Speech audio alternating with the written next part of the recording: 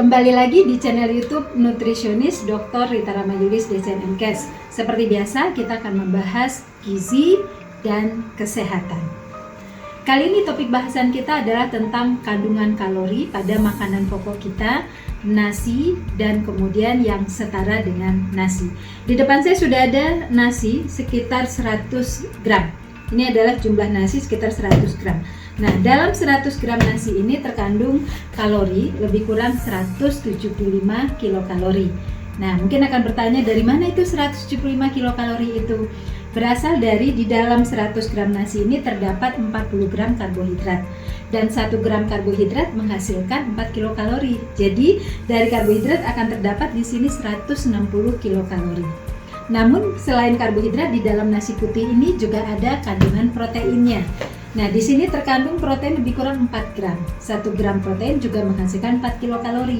Jadi akan ada sekitar 16 kilokalori dari protein. Jadi kalau begitu 100 gram nasi di dalamnya terkandung 175 kilokalori lebih kurang, dan itu bersumber dari karbohidrat dan protein. Tidak ada kandungan lemaknya.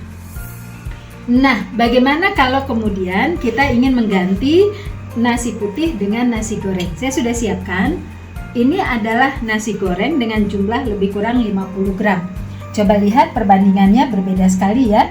Nasi putih jauh lebih besar ya, dan 2 kali dari nasi goreng, sedangkan nasi gorengnya hanya sekitar setengah dari nasi putih ini. Tetapi kandungan kalorinya mereka sama. Jadi dua-dua ini kandungan kalorinya lebih kurang sama, yaitu sekitar 175 kilokalori. Nah, dari mana kalori yang berasal dari nasi goreng ini? Kalori dari nasi goreng itu adalah sekitar 80 kilokalori, itu bersumber dari karbohidrat yang terdapat pada nasi, sedangkan sekitar 8 kilokalori bersumber dari protein yang terdapat pada nasi goreng ini. Nah, sisanya yang 75 kilokalori lagi itu bersumber dari minyak yang dipakai untuk proses pengolahan nasi goreng. Sama-sama 175 kilokalori, tapi nasi goreng porsinya jadi lebih kecil, dan komposisi kalorinya sebagiannya berasal dari minyak atau lemak.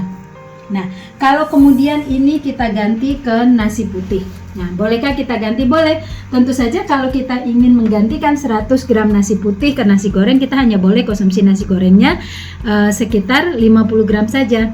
Tapi selain kita konsumsi 50 gram nasi goreng, tentu kita juga akan mengambil lauknya.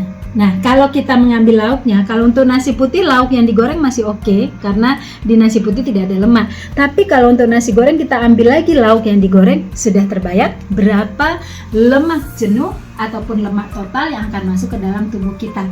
Kalori yang berasal dari lemak total kalau melebihi proporsi 25-30% energi total, atau lemak jenuhnya melebihi 10% dari energi total, tentu akan berdampak pada gangguan kesehatan. Satu lagi yang sering muncul pada hidangan kita adalah mie goreng. Mie goreng terlihat porsinya kecil juga, tapi kandungan kalorinya juga sama dengan 100 gram nasi putih ini. Ya, lebih kurang sekitar 175 kilokalori juga. Nah, sama halnya dengan nasi goreng, maka di mie goreng pun kandungan kalorinya bersumber dari karbohidrat, hanya sekitar 80 kilokalori. Nah, kemudian dari protein juga hanya sekitar 8 kilokalori, ataupun kalaupun ada tambahan telur ataupun ayam, mungkin nilai proteinnya akan bertambah, kalori dari protein juga akan bertambah. Tetapi yang sebagian besar justru berasal dari minyak yang dipakai untuk mengolah mie goreng dan minyak yang dipakai untuk mengolah nasi goreng. Nah, bolehkah kita kemudian mengkonsumsi mie goreng sebagai pengganti nasi putih? Jawabannya sama dengan pertanyaan tentang nasi goreng. Boleh-boleh saja. Tetapi kalaupun kita memakai ini sebagai sumber karbohidrat kita atau makanan pokok kita, maka kita nggak bisa ambil sejumlah 100 gram.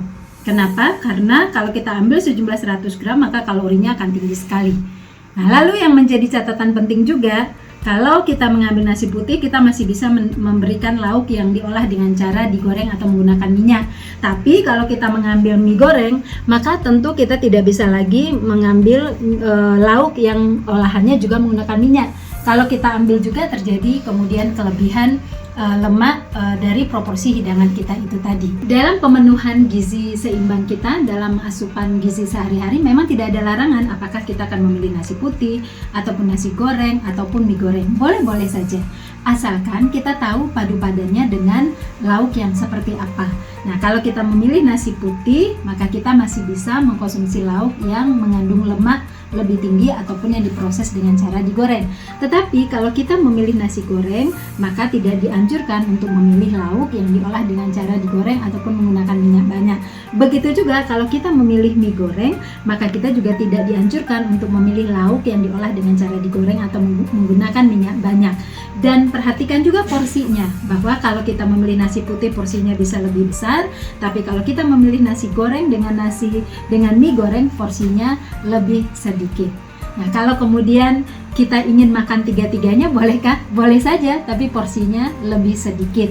Nah, tapi kalau nggak sanggup juga dengan porsi lebih sedikit, pengennya lebih banyak, boleh-boleh aja. Tetapi konsekuensinya setelah ini akan ada upaya penyeimbangan dengan cara melakukan proses berpuasa atau mengistirahatkan tubuh dari makanan-makanan yang kaya akan kalori dan yang bersumber dari lemak.